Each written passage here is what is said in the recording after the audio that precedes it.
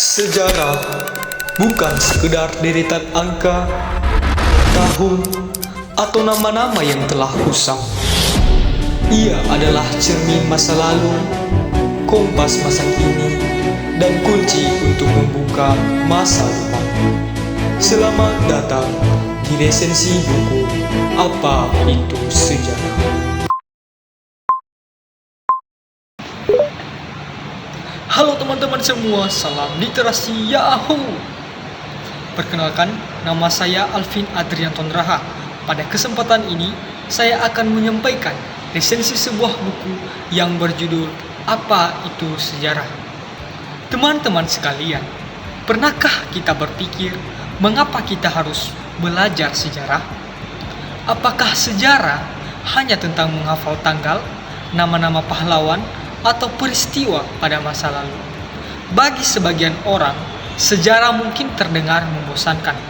Namun, saya memiliki tujuan mengapa saya memilih buku ini untuk diresensikan, karena saya ingin mendobrak stigma tersebut bahwa sejarah adalah pelajaran yang membosankan. Buku ini berjudul Apa Itu Sejarah, Pengertian, Ruang Lingkup, Metode, dan Penelitian, yang ditulis oleh Anton Dwi Laksono dan diterbitkan oleh Derwati Press pada tahun 2018 dan memiliki jumlah halaman sebanyak 119. Secara umum, buku ini menjelaskan dasar-dasar ilmu sejarah secara runtut. Pada bagian awal, penulis menjelaskan asal-usul kata sejarah. Salah satu penjelasan yang sangat menarik yaitu kata sejarah yang berarti sajaratun atau pohon. Perumpamaan tersebut sangatlah menarik. Pohon memiliki akar, batang, cabang, ranting, dan juga daun. Begitupun dengan kondisi ataupun kehidupan manusia. Kita ada saat ini karena akar sejarah dari generasi sebelumnya. Oleh karena itu, peristiwa masa lalu ataupun sejarah sangat berkaitan dan membentuk keadaan saat ini. Salah satu bagian yang menurut saya sangat penting dalam pembahasan buku ini adalah pembahasan mengenai metode penelitian.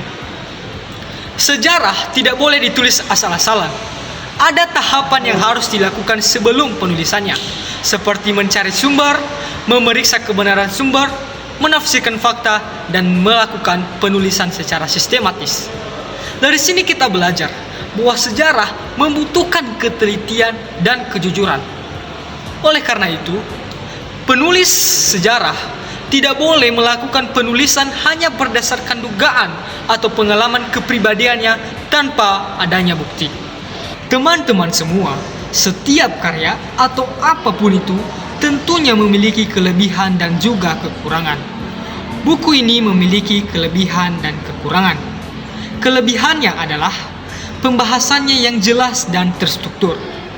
Penulis memulai dari pengertian, metode, ruang lingkup, dan juga penelitian. Urutan seperti ini membuat pembaca lebih mudah untuk memahami isi buku. Kemudian, bahasa yang digunakan dalam pembahasannya sangat mudah untuk dimengerti.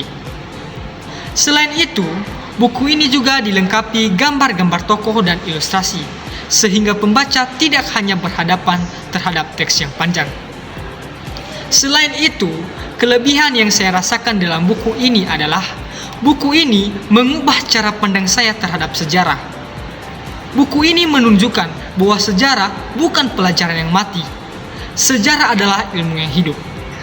Sejarah mengajarkan kita untuk mencari bukti, memahami konteks, dan juga tidak mudah percaya pada informasi yang belum jelas kebenarannya.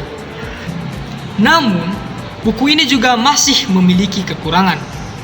Beberapa bagian masih terasa teoritis dan juga terlalu padat, sehingga pembaca harus lebih teliti dan membacanya berulang-ulang.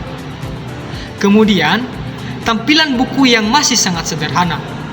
Ilustrasi yang ada memang mendukung, namun alangkah lebih baiknya jika dilengkapi dengan tabel ringkasan, peta konsep, atau gambar yang berwarna.